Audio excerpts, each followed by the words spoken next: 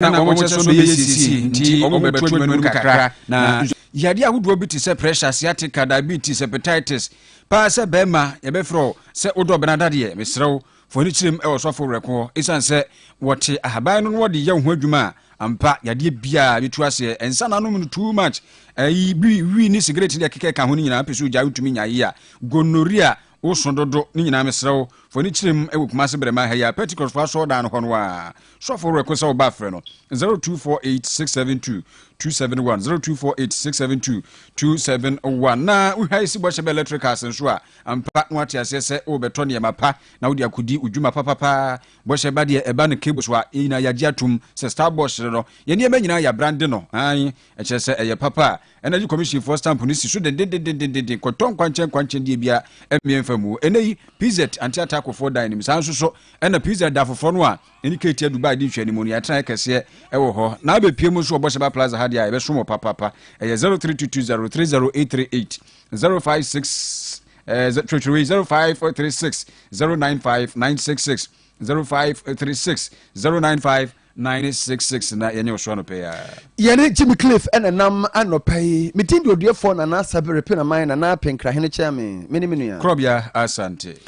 Ebusa for nsem no enie emra shebejefie yewo assurance committee ewo ho na honorable Dr. Bernard Okoboy health minister akwakohia wo mo omenso for hwe apom de ho nsem so no na wo de to ya se agenda 111 ya abani si nani so no sika wo so otuama contractors no otua $312 million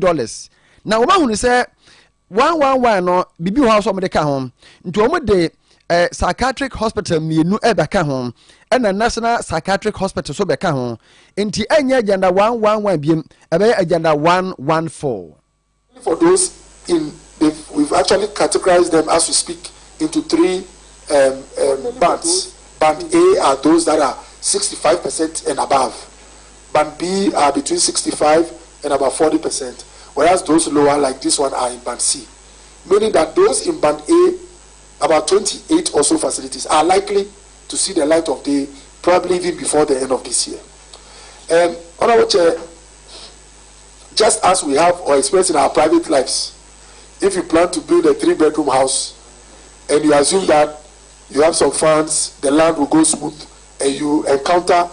a dispute on the land, it can throw the timelines out of gear. At certain places, even towns were fighting over which town within a district should host the general one. Na ani ati ye Dr. Bernard Okoboy oyopo amanso afo ahwe apom de hu nsem so na numu ana chairman ema assurance committee no honorable Samuel Okudjeto Ablakwa ebebusa ne biem sendi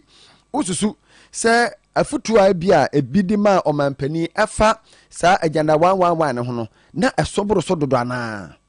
management of COVID. So you were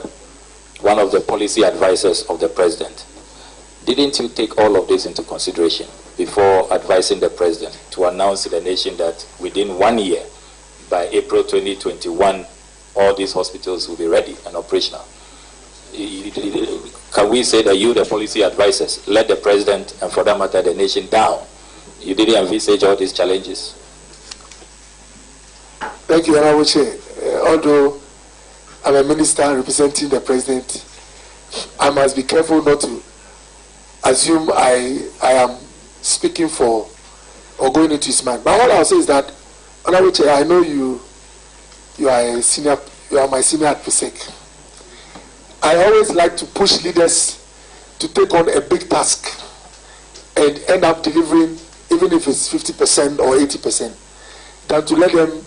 be comfortable and take on a very small task and be quick to start rejoicing because they finished it so early. So I think at that time, what I can say is that we did an assessment of all districts in Ghana. Enti ani amoti ye Dr. Bernard Okoboy omanso afo hwe apom de hu nsem so no yo ne Krobea nsha baase ye fra no St Vincent de Paul Foundation ena omakwa ye sa mass and science quiz bi adiama adesuafo a wo commander edina eguafo birim na adesuafo ena omanfo edi tudwa senke be ya sa national science math quiz ne de keke kan woni nyina no anka yemfa nhyiase e wa dantan basic schools no na de wo makwa akowura SHS na aboa ama bra wo meduro saa no na akokwa won san se eye papa adesuafo no bi nsem ni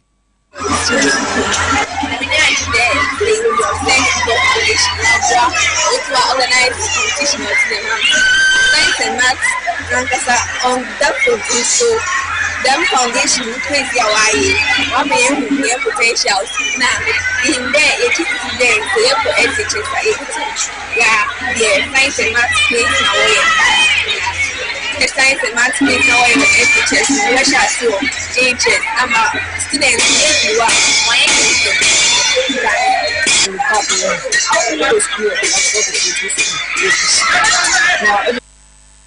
Movanche ene no ewachiri kakra na twatwafo Emma St Vincent the Poor Foundation fui ene ewura Abigail Otu ono so na de srede ya wode atudwa nyina ne se we no ehia se be so asene pa nti wo manfo musemu bi no enso saa na mutu asene no mutimi fa nkọ wiase amama nyina mu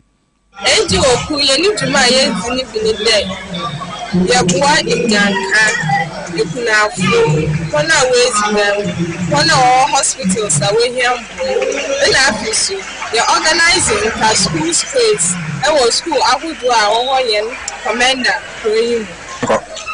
yani NGO ku ye sha yene inter school space in Arsenal last year no na oye within commander circuit in Petit na this year ye extended no call other circuit Enti Abigail so ede dodo na patron Emma St Vincent for no ene honorable Jojo Akondonko na o kire se Ghana woni so ade hunu se woni bekọ ba bia basic schools no na o matumi aboa amankwada no ede wo hu awuram pa form this organization last year. The main purpose of forming the organization is to gather students in the basic school and then have science and math quiz for them. This will help them to study very hard, then pass their examinations to the secondary, high school, then to the tertiary institutions as well. And your penny Jojo so at the end way, a maths and science quiz, a home come. Team African Aid Ghana ene adwumakuo from Plan International Ghana kabum wako ahafano Nov Asante mantemeyemu ama ne mo de akwa ema se wo mfanye kura adwuma ne nya agoro ne nyina no se wo mfa nu aduamo na abusua wo de bi ma akunafo afi wo mo ye ema wo mo kwa ne te hwe wo mo ma yo mu ni kunu wo mo hwe fie ene pi ene wan bi aye patrasa hodo afi de ye de behunu anoma ya wo muntim medidi enuman emonu munsuo tapoli ahodo afide kafo kokuro we decide try just name bebre ora Isaac Kwabena Kapembe ya wo executive director ama Team African Aid Ghana ene KaseƐ Asia ye boa ma amamu dia amo ewo ano ha mansima ti akuwe no amo eboa ye no Plan International Ghana Asabre and Krobea akuwe de ngidi se afunda kwa miya no ye benya mu bebre ewo ma aduanya ba na ba formanso ema aduanya asaba form ye sabe ye nse o last year mana ye ma omudu amono omunya ya papa mono so papa esense akadia na omunya bi nti ama ye ni age sa so bia wo ye mu ko ne bia etumi so mo asibio abusia ania yati ye eyewra Isaac Kwabena Kapembe ya wo ye executive director Team African Aid Ghana ne maya omunya niama dododie fefefe akona akone so KaseƐ Africa. With the acid of pest here at the moment. And what baby bow, the bois. Yea, your foie, yea, who say, ye better more. Now, ye will be over so you. Team Africa for never saw you. Yamba, I say, no point. Ye, you be at the 12 and young folk. Ye, Jimmy, and your petty. Ye, Jimmy, a net to pompo na catastrophe. Ye, young mother didn't know. Now, Team Africa for the so you. Oh, they say my blame norma. Am I any aje? We half no north ema womunya eniema odi beduamo eno no. afei ye to aso akwa animu no na kyerɛ Ghana National Gas Company ye wo ho kyerɛ sɛ wo betum kakra na waye sisi ɛno bɛboa ama wi a otumi aye adwuma no waye ne yi pa ɛno ɛna ankrankra nwuma eku a wɔn soma anyinam ahodene ɛwɔ mayi mu mekyerɛ Independent Power Producers no wɔn pani Dr. Elklem Akpetokpo ɛde abetu dwa sɛ ɛba ne saa no a wɔn so adwuma yɛ no na akwa ye de pa de ama wɔn tiwedi a de sɛdeɛ sɛ prepare on ba betumi wɔn ho nya ha na wɔn nya ne ntem na mmoa ama anyinam no entonkoso entra ho mayen. Maintenance of our power systems infrastructure, including the gas pipeline, is a very important thing. Once maintenance is due, I think time must be allowed for it to be done. It is just an industry practice, and it is required that our managers of the sector do proper planning and coordination to help mitigate the adverse effects on the electricity supply during the maintenance period. Definitely for us as power producers, once fuel is not coming, it's going to affect the production. So it is required that our people, our managers, government will make available an alternative fuel supply. And na abanu pe ko be fa so no benya fa mo dia maye na fi de ahwe anwodin ene e wo mayi mu ntitiru electricity no nti Dr. Elklem Akpetokpo na mote ne nkan. Engineer Emmanuel Lai Odai na ojina prakom rasebedwafi 1 ppd mu ewo krowo constituency na ode atodwa se wo hunu se mempatam no engineers ewo fom te amanfo ntiase na omunim de ewo civil engineering mu ewo fom pa wafa ato no so se mfinhye numade anim no obehwe se wo mo pese mu sua civil engineering no be se duonu de obeboa wo mo as a civil engineer no ma hu se education na sa professional me fire no my life different. I mean, it's share because a lot of people cry no more KaseÄ someone to us because I said you see, you always want to protect life. You see, I realize we don't have a lot of civil engineers in Nongwa. So I've taken it up on myself. So the next 5 years, make training about 20 civil engineers. That's where the so-called civil engineering university. Now Oba, make sure how best to give the person some scholarship and assistance. Now to me, then they will come back and then give to society. Not me, but society. Not man who was so you that understanding, that broad understanding. Feel the Anyabia. We say we can't be bia na yen na boom na ye can't be bia. Until I say Papa Bene ebeba. Any engineer Emmanuel Lai Odai, MPP parliamentary candidate ewo Krowo constituency. Yo. Na wura akwasi kwanim bosompem and kaneno controller and accountant general mayimu na wono na tutumu a kokopiem odana ne mpatam agya na nya brese kwa bia so no obehwe na afei wodi MPP amayiku no anim apre brachi bedwam akonwa na sabaya enema betumi atutudin ade ama won no ntino agya wodi motorbike bi ama communication team no se won manye ene makoma be se edunumu a ene na eno no na wopani Dominic Fobi ena ukogina na mu na agya wodane esa motorbike ade ma communication team no ewo owura kwanin nefem basi no yarisibu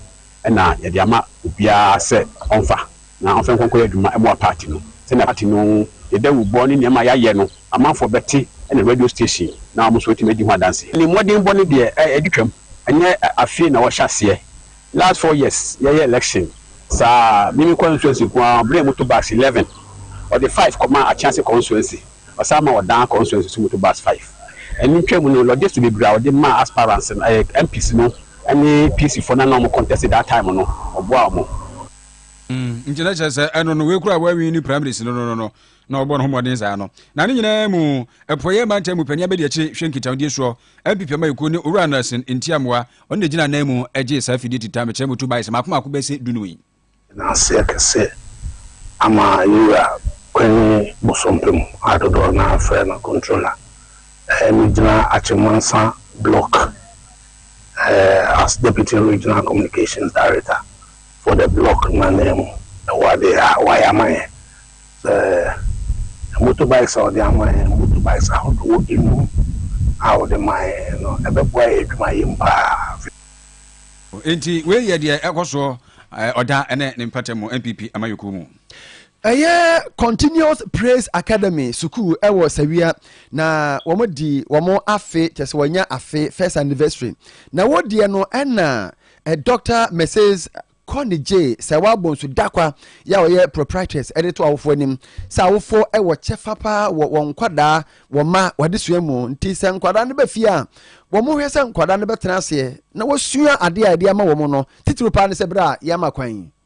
Saa mɛsaka kyerɛ awofo ne sɛ nkwadaa no bɛfie a ɛwɔ sɛ wɔn hyɛ wɔn ma wɔn ade fie wɔn titiri fie de fisa yɛn tikyafoɔ ne deɛ kakra bi na ɛwɔ mu no na yɛyɛ 30% nkwadaa no gyina no 70%. Enti sɛ awofo ne nso sɛ maa mmoa yɛn a yɛbɛyɛ bi ayɛ paapa ne ba so ni akyerɛ na deɛ sɛ ɔba na sɛ wɔammoa no ama na rebaise na anka ne tirim adeɛ akyerɛ ne nyinaa ne werɛ bi. Enti ɛkyerɛ ma nkwadaa no nso bɛfie a wɔmmoa yɛn na wɔmma nkwadaa no nso ɛsi adeɛ ɛwɔ fie ma yɛn. Ɛni ɛyɛ Dr. Mrs. Connie J Sewa Bonsudakwa ɔyɛ proprietress Continuous Praise Academy sukuu ɛwɔ Sabia owie no head mistress Maame Esther Mensa ɛnso ɛde to dwa sra aban sɛ aban mu a wɔn ɛwɔ nneɛma bebree mu. So aka me dem a awofo sɛ ne sɛ ntoma deɛ ɔbɛtɔ na emu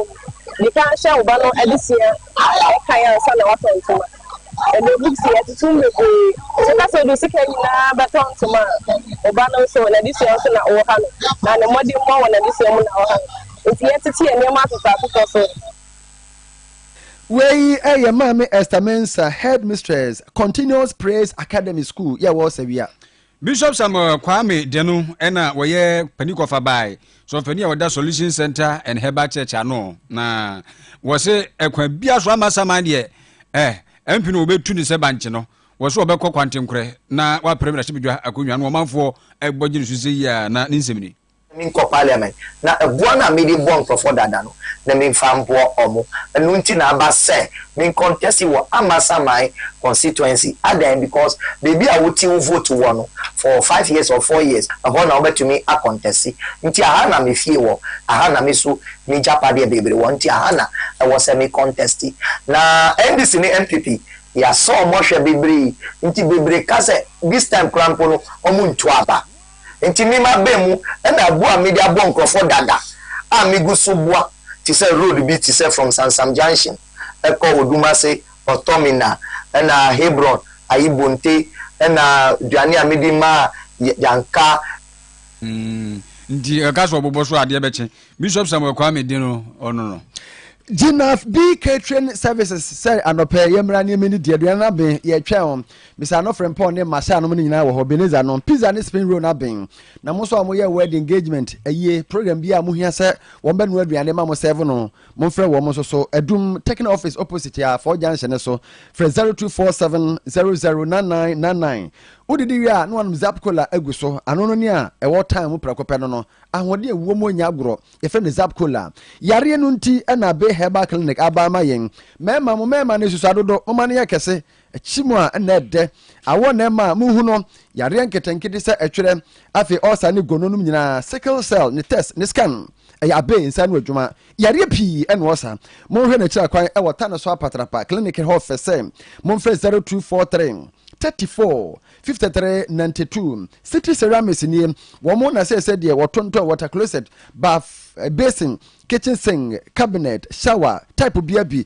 water heater taps and a mirror jacuzzi a banner tiles and so on ye waters ahodo nyina bi Goodwill Triford original India tiles Spanish and Italian ni original the to floor wall ni nyina bi honom atufo kotu no makoton na oton makoma so de be ma a binchi market and City Ceramics ewo cabbage for ne wa for 0545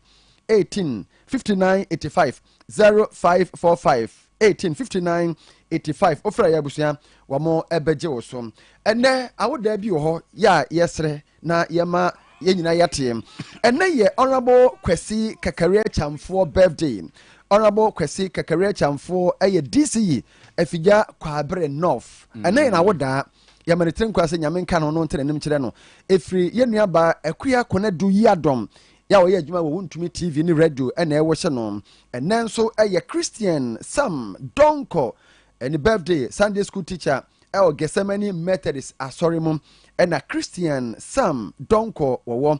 enen na eye Nana Kwesi